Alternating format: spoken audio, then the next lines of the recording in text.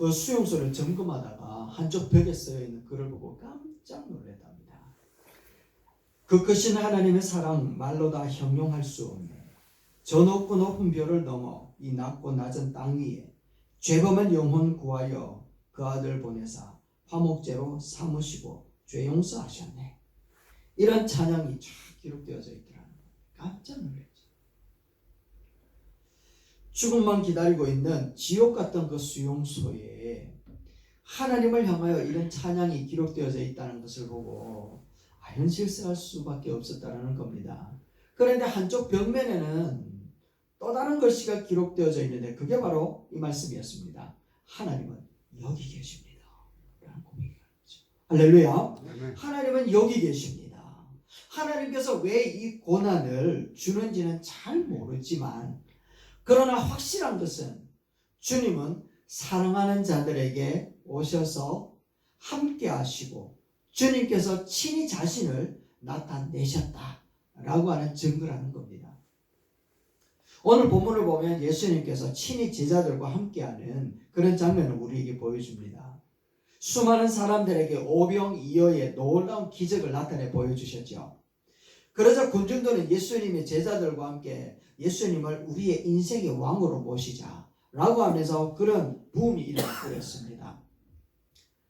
예수님이 우리의 왕이 된다면 우리의 먹고 사는 문제는 다 해결된다. 왜? 하늘에서 오병이어만 있어도 엄청나게 많은 사람을 먹이니까. 그래서 이런 분이 왕이 된다면 우리는 이제 망고땡이다. 이래 되어서 왕 삼으려고 그렇게 움직임이 있었습니다. 그런데 예수님은 왕이 되자라고 하는 그 움직임을 뿌리치시고 그들을 물리치십니다. 그리고 기도하러 산에 올라가시면서 제자들은 배를 태워서 건너편으로 보내고 있는 상황이었죠. 그때 갑자기 그 제자들이 타고 가던 그 배에 풍랑이 일어나기 시작을 합니다. 세차게 불어옵니다. 이 장면을 보시고 예수님은 바다 위를 걸으셔서 그 상황 가운데 찾아오시고 정리를 하시는 그 장면을 우리에게 보여줍니다. 이 말씀을 통해서 우리에게 교훈하시는 게 뭐냐라는 거예요. 여러분 무슨 교훈을 얻습니까? 이 말씀을 들을 때 어떤 느낌을 받으십니까? 이 말씀을 보면 우리들이 늘 통상적으로 들어왔던 내니 걱정하지 마라 이런 부분들 우리가 듣습니다만 그러나 여기서 이야기하고 싶은 것은 베세다 들판에서 오병이어의 기적 같은 일들은 가끔 일어난다. 그러나 갈릴리 바다의 풍랑이 똑같이 오병이어 사건 뒤에는 늘 따라온다라는 거 우리에게 보여주고 싶었던 겁니다. 그렇다면 오병이어의 축제는 왕 삼으려고 하는데 풍랑이 일어난 상태에서는 너희들이 예수를 왕으로 섬기고 있느냐라고 하는 것을 묻고 있다는 거죠. 여러분들은 어떻습니까? 여러분들은 갈릴리 바다의 풍랑과 폭풍 가운데서도 예수님이 왕이라는 사실을 고백하십니까? 아멘. 이거는 개인적으로 각자가 하나님 앞에 고백해야 될 그런 문제인 줄로 믿습니다. 우리는 오병이어 사건을 통하여 풍성하게 내 배가 만족함을 누릴 때에는 예수가 우리 왕이 되었으면 좋겠습니다 라고 고백을 하지만 풍랑이 일어서 내가 죽을 지경에 이르렀을 때는 예수님이 곁에 찾아와도 예수님을 향하여 유령인가? 라고 취급을 해버린 경우가 너무 많이 있다는 겁니다. 오늘 그 이야기를 마태에서 마태복음도 이야기하고 마가도 이야기를 하고 있다는 거죠. 여러분 오늘 이 말씀을 통하여서 진짜 우리의 믿음이라는 게 어느 형편에 가 있어야 될 것인가? 라는 것을 한번 보자라는 겁니다. 인생의 풍파와 환란이 일어날 때에 우리는 첫 번째 반드시 우리의 믿음을 지켜야 될 것은 이것입니다. 첫 번째 읽어봅시다. 시작. 예수님은 항상 우리를 보고 계신다는 것을 믿어야 합니다. 예수님이 우리 보고 있다는 사실 믿으십니까 여러분? 감시가 아니라 우리를 보호하기 위해서 지킨다는 겁니다. 할렐루야. 감시하는 감시자가 아니라 보호한다라는 겁니다. 48절 말씀에도 이 예수님께서 기록하기를 바람이 거스름으로 제자들이 힘겹게 노를 젓는 것을 보시고 라고 이야기를 합니다. 예수님은 지금 어디에 있는가 하면 산에 가 있습니다. 지금 제자들은 갈릴리 바다에서 마태복음에 보니까 술이나 떨어져 있으면 최소한 한 2km는 떨어져 있는 것 같습니다. 굉장히 먼 거리거든요. 그리고 시간은 밤 사경 새벽 3시에서 6시 사이 이 사이에 지금 풍랑을 막 만났습니다. 그러나 먹구름이 끼어져 있고 새벽이 없고 비바람이 몰아치는 가운데 산에서 아무리 눈이 좋은 몽골인이다 할지라도 그 풍랑이 있는 제자들의 형편들을 볼 수 있었을까요? 못 봤을까요? 못 보는 게 당연합니다. 그러나 우리 주님께는 어떤 환경, 어떤 상황, 어떤 조건, 어떤 풍파랄지라도 예수님의 시야를 가리는 것은 절대로 없는 줄로 믿습니다. 아멘. 우리 주님은 그래 다 보신다라는 거죠. 불꽃 같은 눈동자로 우리를 살피고 계시는 줄로 믿습니다. 아멘. 제자들을 바라보는 예수님의 심정은 어땠을까요? 그 풍파 있는 가운데 살아보려고 몸부림치는 그 심정을 바라보는 게 어떤 마음이었을까 하는 것을 묵상하다가 저는 애굽에서 남자아이가 태어나면 모두 죽여라 라고 하는 그 상황 가운데서 요게벳이라고 하는 이 가정에 한 아이가 태어났습니다. 그 아이는 석 달 동안 어머니의 젖을 먹으면서 어머니의 사랑을 그렇게 받으면서 자랄 수가 있었지만 3개월이 지나면서 우는 소리가 너무너무 커지니까 이제는 더 이상 숨길 수가 없어요. 그래서 나일강 하숫가에 갈대 상자를 만들어서 그 아이를 넣어두고는 모세의 누이가 그 상황을 지켜보는 상태에 있습니다. 그때의 그 심령을 노래로 기록해 놓은 것이 있는데 이런 가사로 되어 있습니다.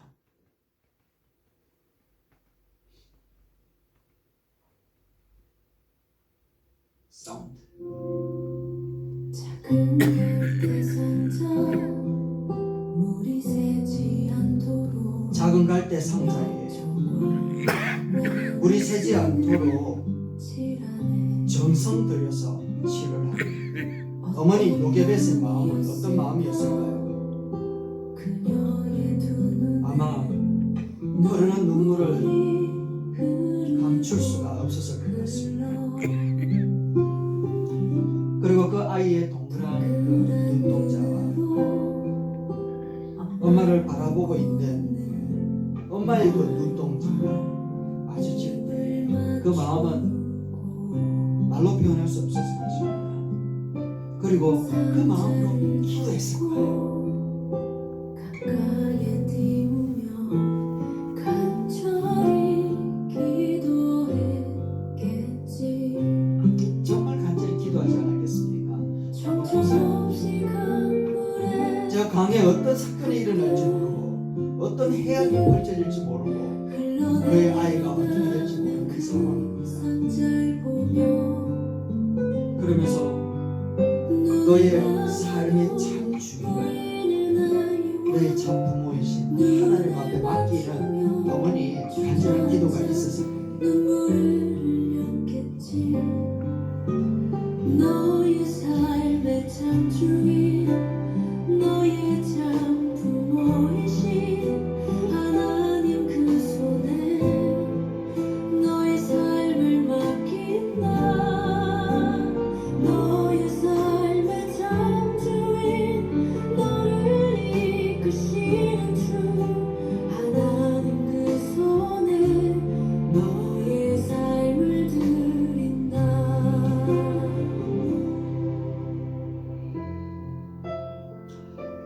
너의 삶의 참 주인 되신 너의 참 부모이신 하나님께 맡기는 그 어머니의 그 간절한 그 심령으로 하나님 앞에 부르짖는 그 요게벳의 그 기도는 우리가 당하지 않으면 아마 그 마음을 알지 못할 겁니다. 우리가 아는 것처럼 나일 강가에 갈대 사이에 있는 그 상자를 바라보는 어머니의 눈과 같이 지금 갈릴리 바다에 그 상자와 똑같은 배를 타고 허덕이는 그 갈릴리의 그 촌 사람들, 예수님의 제자들, 그 무리들 힘겹게 젖고는 있지만 앞으로 나가지 못하고 어떻게 될지 모르는 그런 상황 가운데에 바라보는 예수님의 심정이 똑같다라는 거예요. 요게벳은 자기 아들을 위하여 기도 외에는 할 수 있는 방법이 없었지만 그러나 우리 주님은 다르지 않습니까? 그 상황을 보시고 그 마음을 아시고 그 능력으로 그 발길을 옮겨내시는 분이 우리 주님이신 줄로 믿습니다.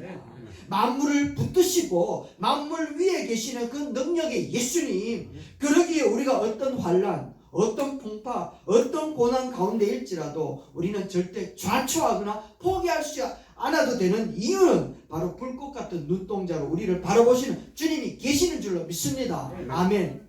지금 그 상황을 우리에게 가르쳐주고 싶은 거예요. 너희가 몰아치는 폭풍 가운데에 어떤 상황이 일어날지 모르는 갈대상자에 있는 그 아이의 모습처럼 인생이라고 하는 그 배에 어떤 폭풍과 비바람이 몰아칠지 모르는 그 상황을 바라보는 우리 주님, 우리 주님이 계신다는 그 믿음이 있다면 우리가 일어날 수 있지 않겠습니까? 우리의 그 믿음으로 일어나는 저와 여러분 되시길 주의 이름으로 축원합니다. 아멘. 그리고 두 번째는 우리 주님이 보고만 계시는 것이 아니더라는 겁니다. 두 번째는 뭔가 하면 이런 말입니다. 같이 읽어봅시다. 성숙되기를 원하는 믿음이 있어야 합니다. 48절 말씀입니다. 같이 또 읽어봅시다. 시작. 밤 사경쯤에 바다 위로 걸어서 저에게 오사 지나가시려고 하시매. 할렐루야. 예수님이 보고만 계시는 것이 아니라 그 제자를 향하여서 밤 사경 새벽 3시쯤에 그 언덕에서 뛰어내려 오셨다라고 하는 말은 아주 적극적으로 정말 어린 아이가 웅덩이에 빠져서 뱀에게 물리기 바로 직전에 있는 그 아이를 구하기 위한 어머니의 심정으로 뛰다, 이런 뜻을 갖고 있거든요. 그래서 예수님이 급한 마음에 뛰어서 그 풍랑을 막 걷는 거예요. 그래서 막 걸어오는 겁니다. 괴롭게 노를 젓고 있는 그 제자들, 우리는 생각해 볼 수 있지 않습니까? 왜 좀 더 빨리 오지 않았을까? 아니면 주님 기도하러 가지 아니하고 좀 더 같이 그들과 함께 출발했더라면 좋았을 텐데, 고난도 없었을 텐데. 고난 중에 계신 분들이 갖는 그런 마음 아니겠습니까? 다 보실 수 있고 다 아시고 다 해결할 수 있는 분인데 왜 이렇게 힘들게 하신 후에야 찾아오시냐, 이런 뜻입니다. 여러분, 왜 자꾸만 이렇게 힘든 일이 일어나고 힘든 일 후에야 그렇게 나타내실까요? 그것은 바로 주님이 오시는 그때에 우리에게 요구하는 바가 있기 때문에 그래요. 언제인지는 모르지만 늦지 않게 오시는 주님, 그러나 우리가 원하는 때에는 참 오지 않아요. 드디어 오는 것 같고 안 오는 것 같으나 우리가 반드시 믿어야 될 것은 드디어 오는 것 같고 안 오는 것 같으나 반드시 오신다라는 것과 반드시 오시기만 하면 내가 원하는 것 이상으로 정리를 해내시는 분이 바로 우리 주님이신 줄로 믿습니다. 네. 할렐루야. 이게 얼마나 좋은 믿음이고 좋은 것인지요. 예수님의 친한 친구였던 나사로가 있었습니다. 이 나사로는요, 예수님이 6월절 날 예루살렘에 오셨다가 늘 그 집에 가가지고 숙박을 하는 집이 바로 나사로 형제의 집이었어요. 그런데 예수님한테 이 나사로가 병들었다는 얘기가 들리는 겁니다. 그러면 우리는 억수로 빨리 신방을 가야 되지 않겠습니까? 그런데 예수님은 신방을 안 가요. 한참 동안 있다가 가는 겁니다. 언제까지 안 가시는가 하면 나사로가 죽을 때까지 안 가요.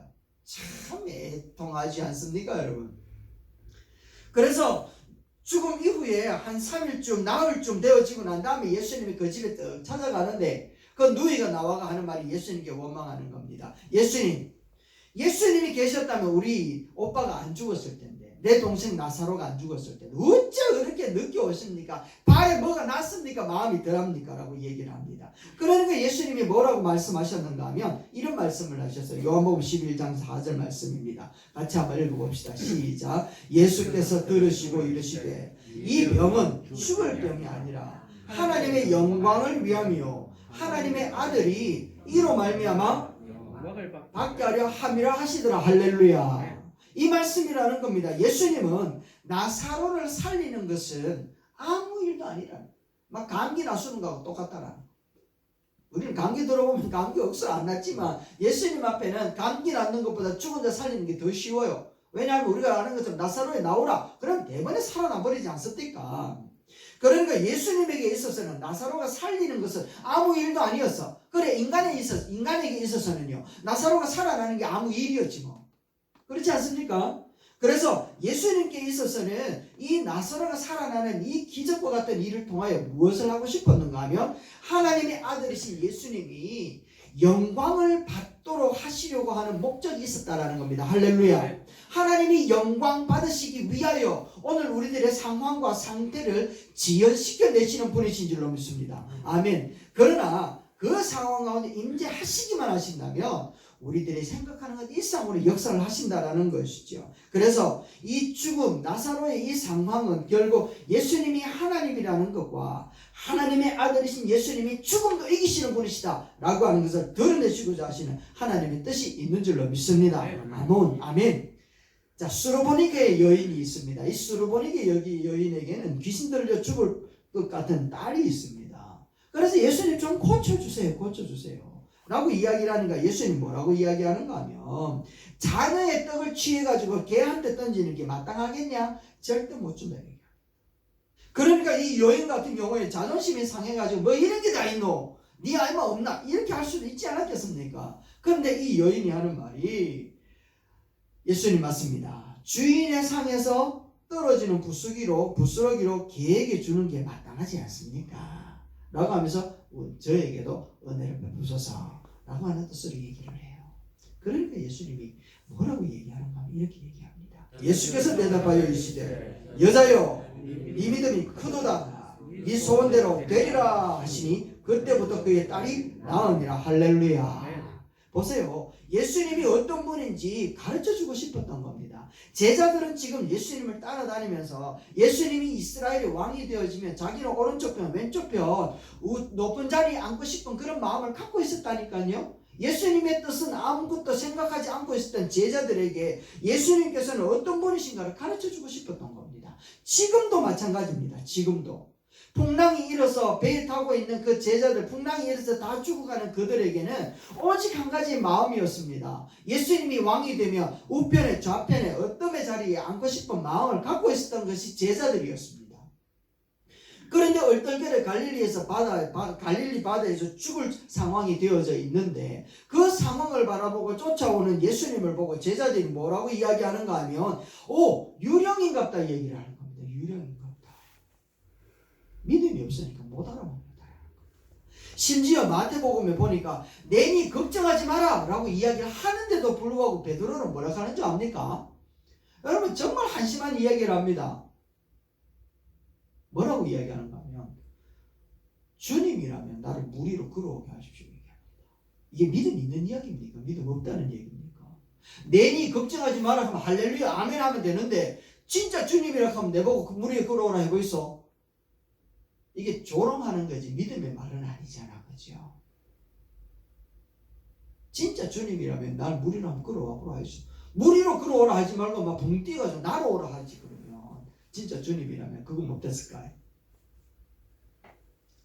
그런데 진짜 걸어온나 이야기를 합니다. 왜? 계속해서 예수님이 물 위 초자연적인 능력을 가진 하나님의 아들이라는 것을 제자들에게 가르쳐주고 싶었던 거거든요. 오병이어로 2만 명이나 되어진 엄청난 사람들을 먹이는 일이나 물 위를 걸어오는 일이나 인간에게 있어서는 할 수 없는 일이지만 하나님의 아들 예수님에게 있어서는 누워서 물 먹기 하는 것보다도 더 쉬운 부분이라는 겁니다. 그래서 그들에게 그런 쉬운 일들을 보여주는 게 문제가 아니라 그들 가운데 예수님이 하나님의 아들이라는 사실을 가르쳐주고 보여주고 싶었던 거죠. 그래서 이 상황이 딱 정리되고 난 다음에 하는 말이 뭔가 하면 14장 33절입니다. 같이 한번 읽어봅시다. 시작. 배에 있는 사람들이 예수께 절하며 이르되 진실로 할렐루야 이렇게 얘기하고 있다니까요. 예수님께서는 문제 가운데에서 얼마든지 빨리 오셔가지고 정리하실 수도 있는 분이십니다. 우리가 기도하기 이전에 우리 주님은 기도 제목을 다 아시는 분이라니까요. 할렐루야. 우리 주님은요 내가 기도하기 전에 그 문제가 없어도 된다는 것을 다 아시고 해결 방법책을 마련해 놓으신 줄로 믿습니다. 그럼에도 불구하고 더디 이루어지는 이유는 바로 예수님이 하나님의 아들이라는 사실 고백 좀 해라. 이 고백을 듣고 싶으신 줄로 믿습니다. 아멘. 우리 고백합시다. 하나님의 아들이십니다. 할렐루야. 이 고백을 날마다 해야 된다는 것이지요. 그래서 예수님은 문제 앞에서 나의 믿음이 성숙되어지기를 원하는구나 라고 하는 것을 빨리 캐치할 때 그 문제를 우리가 해결해내고 주님 앞에 서게 될 줄로 믿습니다. 세 번째는요. 그런데 문제가 있습니다. 뭐냐면 세 번째는 이겁니다. 읽어봅시다. 시작. 예수님을 배에 모셔드리는 믿음을 가져야 합니다. 여러분 51절 말씀입니다. 한번 보세요. 51절 말씀에 배에 올라 시작. 배에 올라 저희에게 가시니 바람이 그치니라. 할렐루야. 여러분, 풍랑이 일어서 예수님이 오셨어요. 예수님이 배 밖에 있을 때에는요, 풍랑은 계속 치고 있었습니다. 아십니까? 예수님이 산에서 그렇게 급하게 내려왔는데, 그런 마가복음에서는 내려와서 그 배에 들어가는 것이 아니라 지나치려고 하고 있었어요. 아무도 예수님을 모셔드리지 않아요. 아무도 모셔드리지 않아요. 모셔드리지 않는 상태에서는 그 풍랑이 잠잠한 적이 없다니까요. 잠잠하여질 기미가 없어요. 그런데 오늘 본문 말씀을 보니까 예수님이 배에 오르시니까 바람이 잠잠해지더라. 할렐루야. 예수님을 영접해야 된다는 겁니다. 예수님을. 배에 아무리 예수님이 가까이 있어도 배에 오르기 전에는 풍랑은 그대로 몰아친다. 그러나 배에 오르기만 하면 그 문제는 어느 순간인가 사라져버리더라는 겁니다. 예수님을 3년 동안 따라다니던 그런 제자들이었습니다. 예수님이 십자가 달려 죽으시고 부활했는데도 불구하고 도무지 믿음이 안 생긴단 말이죠.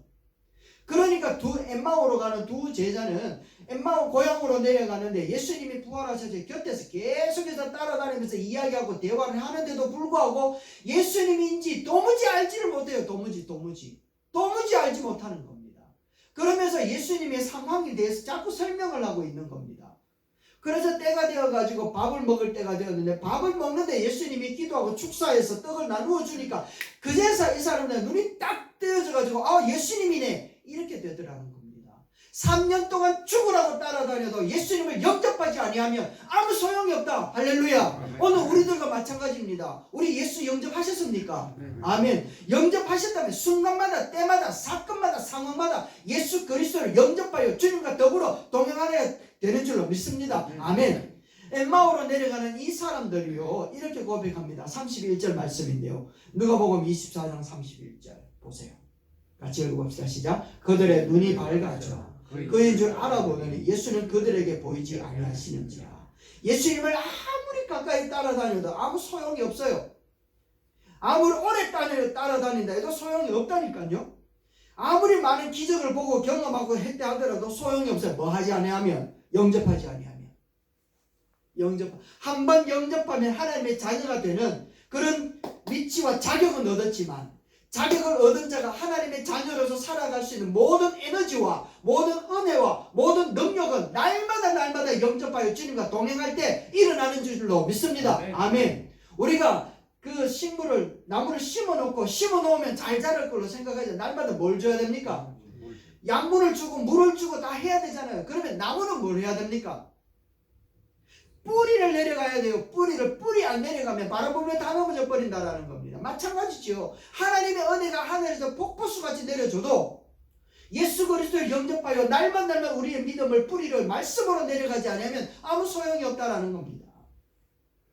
그래서 이 사람들은 예수님께서 들려주시는 그 메시지를 듣고 자신의 마음이 뜨겁지 아니하더냐라고 이야기하면서 그 순간에 자기 자신의 삶의 모습들을 다 돌아보면서 예수 그리스도를 부활하신 예수 그리스도를 자기의 가슴에 영접하여 드린다라는 겁니다.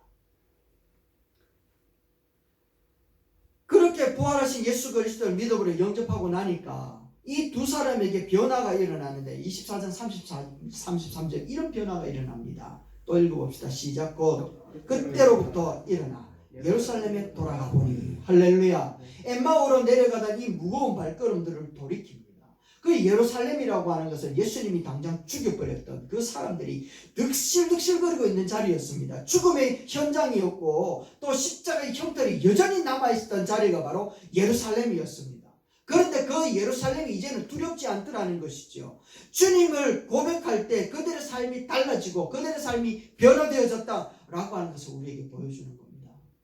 여러분, 우리는 순간마다 예수님을 주님이여 이 상황 가운데 우리에게 임재하여 주시옵소서. 주님이 따라가고 있는 주님을 따라가는 그들이 풍랑이는 그 갈릴리 바다에서 이리 갈지도 못하고 저리 가지도 못하고 헤매고 있는 그때 예수님이 찾아왔는데 그 누구도 영접하지 않고 있는 상황에 예수님 배에 올라가십니다. 드디어 올라가십니다. 어리석은 베드로는 자기가 이야기합니다. 자기는 예수님을 배로 영접하면 되는데 뭐라고 이야기를 했다고요? 자기가 예수님께로 걸어오게 해주세요. 이런 이야기를 하고 있습니다. 여러분 참 믿음의 고백이었는지는 모르겠습니다. 참 자기의 수준에서 그런 말을 하는 게 당연했는지는 모르겠습니다만 그러나 예수님은요 그 배에 오르시기를 원하고 있으셨다는 겁니다. 그래서 함께 가기를 원하셨던 거죠. 그래서 산에서 그렇게 급하게 내려오셨던 것 아니겠습니까? 배 밖에 계시면 여전히 풍랑은 우리를 위협합니다. 그러나 예수님을 배 안으로 모셔드리는 순간 풍랑은 잠잠하게 될 줄로 믿습니다. 아멘. 여러분 날마다 예수 그리스도를 영접하여 드립시다. 영접하여 드림으로 주님을 나의 주님으로 그리고 예수 그리스도의 능력으로 오늘 우리들이 항행하는 우리 모든 그 인생의 항로가 평탄해질 수 있게 되기를 주의 이름으로 축원합니다. 기도하겠습니다.